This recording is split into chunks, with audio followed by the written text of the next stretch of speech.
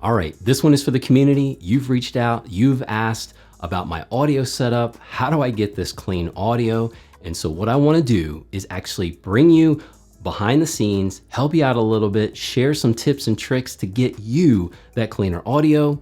So let's just get into it. What is going on, you beautiful humans? Welcome back to the channel. And yes, today what I wanna do is help you get better audio for your video. Let's actually preface here that if you are thinking about a camera, but you have a very decent smartphone within the last couple of years, I would actually just keep this as your camera, because we're gonna be talking about how to level up your audio.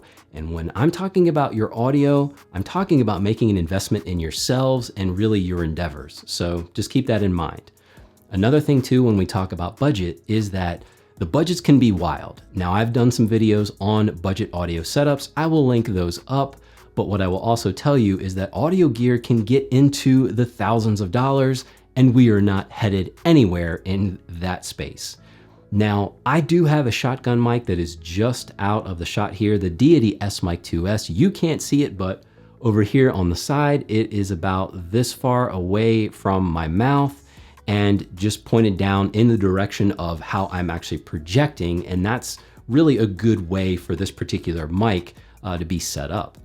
I'm also recording right now into a handheld recorder, but what I want to do is remove the handheld recorder because that can actually be sometimes or oftentimes out of most people's budgets. And I want to be budget conscious here and steer you over into the direction of an audio interface. Now, one of the things that I try to pride myself on here is that I don't like to recommend tech that you can only use one way. Sometimes that's the only option you have, but with an audio interface, you can record directly into this, into recording software on your computer. You can connect it to an iPad, which I did a video on that for podcasting. You can even, with a couple of adapters, plug it directly into your smartphone and record into some audio software as well. And what we're talking about doing is keeping your audio separate, that you're recording that separately and doing your video separately. And then we're gonna sync those up in post, and I will bring you behind the scenes to show you how we can do it. Now, of course, I will gently nudge you over to an audio interface. This particular one has two inputs. Now, you can just get away with a single input if you want. However, I will nudge you gently over to at least getting two inputs. And the reason being is that that'll give you more flexibility for a couple of other projects that you can do, such as recording a podcast, especially recording a podcast where you need to have multiple microphones. And of course, if you have like a friend or a family member that you want to podcast with, then you can plug two microphones into this and split out those tracks. And that was actually part of the video that I did. Now, you can also use these audio interfaces connected to your computer while you're editing and using some headphones to monitor those tracks. And of course, adjusting the gain, so the output gain of what's happening in your computer. And that's also another way that you can use it. I use this interface every day when it comes to editing and mixing and doing sound design for my videos. So it's actually really great because it can just sit right up on my desk and it's just ready to roll. Now, before we get this thing set up, I've recommended shotgun mics that plug directly into the camera, and that is fine for that run and gun. But when we talk about something like this in the studio, I want to go with it more of a balanced connection and getting that cleaner feed. And this is going to plug directly into the audio interface. We will get all of this connected and ready to roll, and I will get it set up so that we're recording from that microphone and into the audio interface, which will be recording into our software. So before we go further, let's actually set that up, get that rolling, and then I will walk you through the additional steps. All right, I was gonna get you set up over here at the workstation, but I decided to move everything back. Thank goodness my studio is on wheels. We're just gonna connect directly to the M1 MacBook Air. However, for Windows users, do not be frightened because this is compatible with Windows as well. The interfaces typically will come with recording software. I will link up a couple of free options, but again, many of these interfaces will come with something that you can record into, download from their sites. And yes, the Motu M2 is compatible with M1. You do not need any drivers. They are working on a driver to help with lower latency. However, I use this thing every day and haven't really noticed any issues. Now, what I will say too is that the recording software, the Ableton Lite that they offer with the Mo2, and again, for Windows users, if you purchase this one, you will get that, but it's not ready for Big Sur just yet, but they are continuing to update us. Now, this is a Type-C connection out of the back of the interface, and we have a Type-A going out. So what we need is a Type-A to a Type-C. Pre-production is important. One of the things that I didn't really mention, and I highly recommend, not for you to move, but if you have moving blankets, these are fantastic to put on your floor if you have no carpeting, putting around your desk, putting them around the walls if you can. Do not drive nails in your walls or ruin your studio. I mean, it's your studio, do what you want. But just pick up on the room noise, and it's great once you get everything plugged in and your mic set up like I have, and really listen to where the problem areas are. I know I have a fan in this light, a fan in that light, and a fan with my network attached storage. So I know my room. It is not completely sound treated at all. So just keep that in mind when we get into it. So let's actually just get plugged in, walk you through this setup. So we're just gonna plug right in. I already have it turned on. There's a power button on the back, but it just fires up, but there's the power button. And so for these condenser mics, these shotgun mics, they typically will need what's called phantom power. So this button right here, you would make sure that that is illuminated to 48V, because you might be saying like, my mic's not working. Hit the 48V. And of course, you can also monitor, that is that highlighted area there, or lit up area, that you can monitor directly with your headphones, like I have, and we'll be doing, plugging that in. And as we're plugged in, let's just jump in here and walk you through the setup.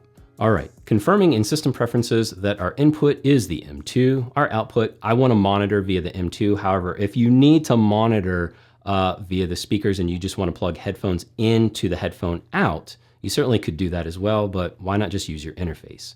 So then what we're gonna do here is we are going to Launchpad, we are going to go to GarageBand, and we are gonna go with an empty project here. So choose.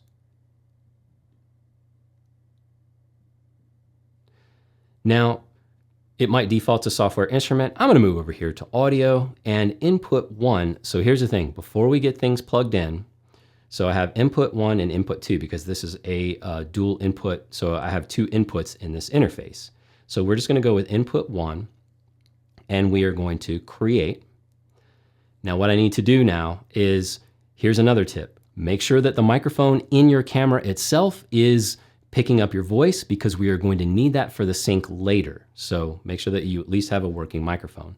There's no levels going up and down yet, because let me unplug it from the handheld.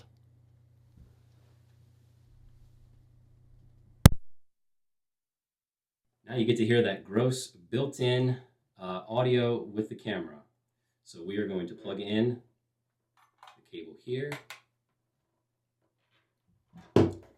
And throw on my headphones. And as you'll see, get rid of the metronome. As you'll see, the levels are going up. And let's go ahead and hit record just so that I can get some good audio. So now we are on this, over here in GarageBand. I'm looking at my waveforms, and as you see, looks like the waveforms are fairly healthy as far as it doesn't look like. So over here, you'll see these levels going up. So if I actually turned up the gain, you'll see how it's going yellow and red. And of course, I don't want to blow things out. So I can adjust manually the levels here just to make sure that we're not clipping our audio. And if you're someone like myself who might get a little excited from time to time, just making sure that our audio is at a level that it's not clipping, because clipped audio, things that are coming in too hot, that's really, really hard to correct. So it's always good to do a few test runs with your camera and your GarageBand or your recording setup.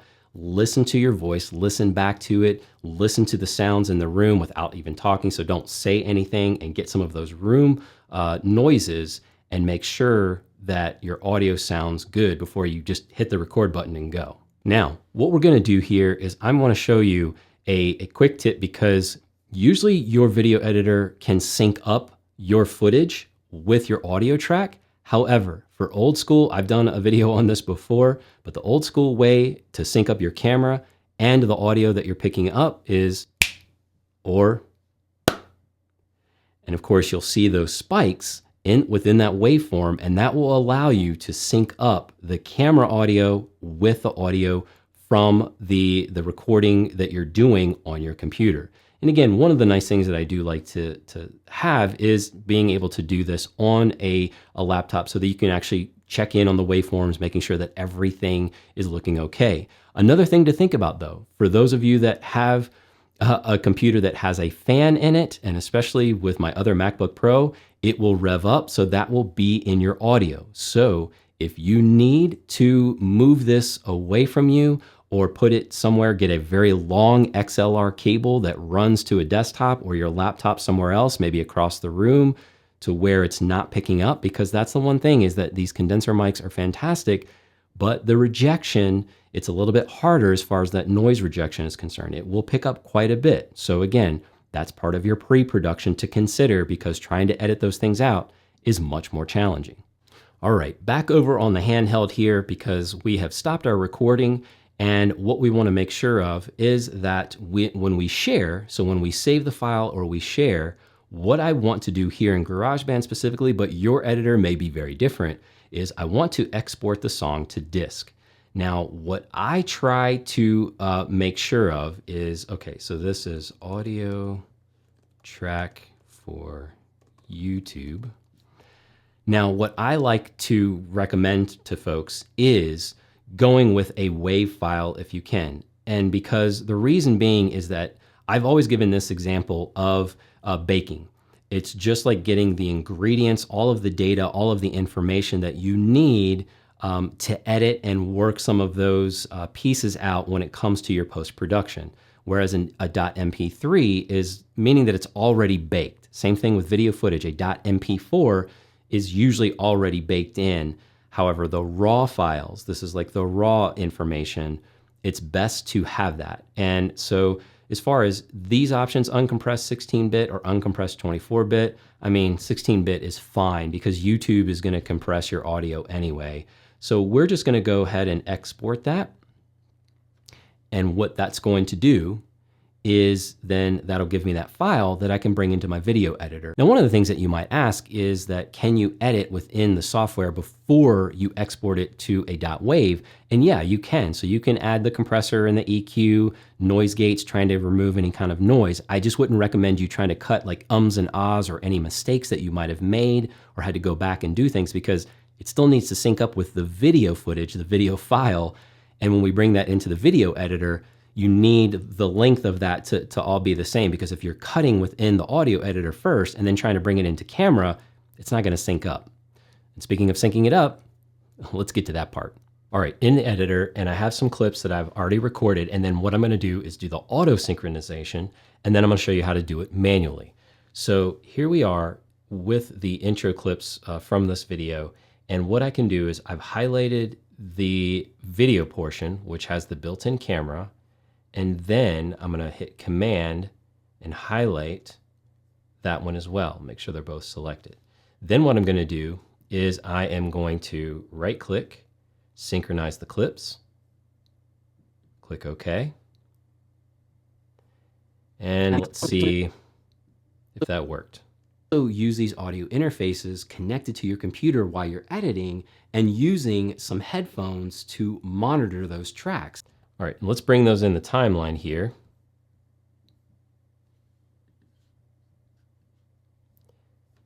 And what you'll see, let's actually preface here that if you are thinking about a camera, but you have a very decent smartphone Syncing up in the last couple of years, I would actually... So go over here to the audio section. This is when I was trying to set things up. Storyline. This waveform here, that's just going to help you get that clean sound. Now, of course, one of the things that sounds terrible. Really be... But what I want to do is remove the handheld recorder. That sounds better. That can actually be... Right? So if we want, so by clicking on the storyline, we can get rid of that camera audio, and we're only using Right. Another thing too, when the we talk handheld about recorder. budget, is that the Hopefully that budgets can makes be sense. wild. Now, let's go in for the manual sync up here, meaning using that WAV file from GarageBand and the clip that I had just recorded. All right, so here we are. I've already dragged them in and lining them up. And let's go ahead and hit record just so that I can get some good audio. So now we are let's bring that on down. That's this, the camera audio. Are over here in GarageBand. I'm looking at my waveforms, and as you see, Synced up pretty well. looks like not the doing too bad. waveforms are fairly healthy. Now here's that part where I was telling you, because remember I was telling you that I had recorded, I kept recording on the camera. However, I stopped and started the GarageBand. So you'll see there's a gap here, and that's not syncing up. So what I need to do is come over here. So those are those snaps and those claps. So I'm going to cut this. And yours won't be that complicated because, again, if you just keep running the camera and then running your audio, just do that. But I stopped and started to basically show you how difficult this can be. So let's bring this down. And I can already see where those spikes are. They're down here. So let's expand that. Look at that. See those waveforms lining up? And of course, you'll see those spikes within that waveform. I can drag that just a little bit. And of course, you'll see those spikes within that waveform, and that will allow you to sync up the camera audio with the audio from the recording that you're doing on your. All right, and really quickly, some of you have asked some of the things that I do add to my voice. I don't do a ton as far as like, this is my voice, my room, I have dialed it in. I can share with you that I do have a custom compressor setting so that it actually levels everything out. And this is my setup, but yours is going to be different. An entirely different video needs to happen with my audio editing. I also add an expander, which is really like a noise gate to kind of remove some of the fan noise and ambient bounce that's in the room. Some of you might ask, why are you using that? It's just what I've dialed in for myself. And then I also use an EQ, a custom EQ for my voice and my room. I would change that if I were somewhere else, but this is for this particular studio. Again, another video altogether. All right, so I'm sure you probably have some questions, so hit me up with those. You go out there and do those things that matter. I appreciate your time and attention on this one. Keep rocking those faces. I'm gonna keep creating the value, so you go do the things, and I'll catch you right back here on the next one.